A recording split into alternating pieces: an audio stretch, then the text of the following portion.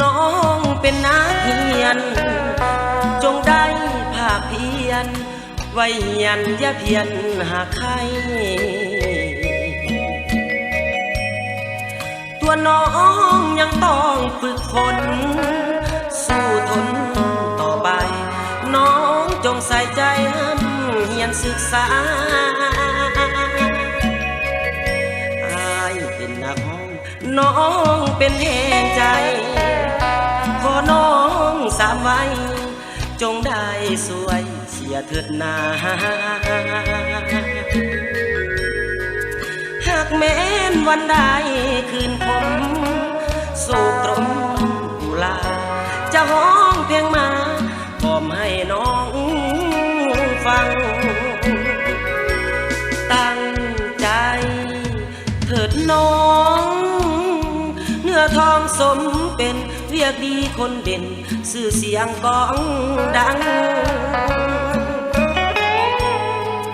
เพื่ออนาคตแจ่มใสสมใจดังหวัง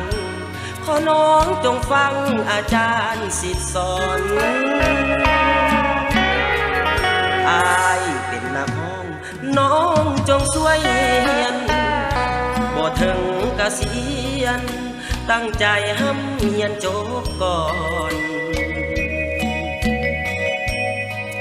สำเร็จเสร็จสิ้นดังมาแก้วใจ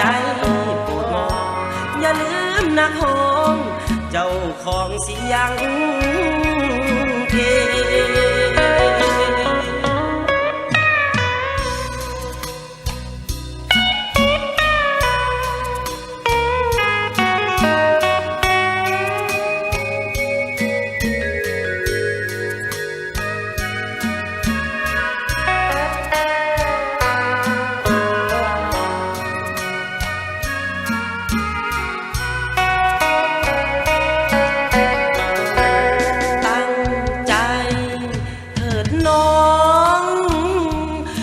ทองสมเป็นเรียกดีคนเด่นชื่อเสียงของดัง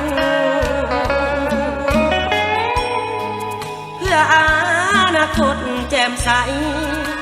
สมใจดังหวัง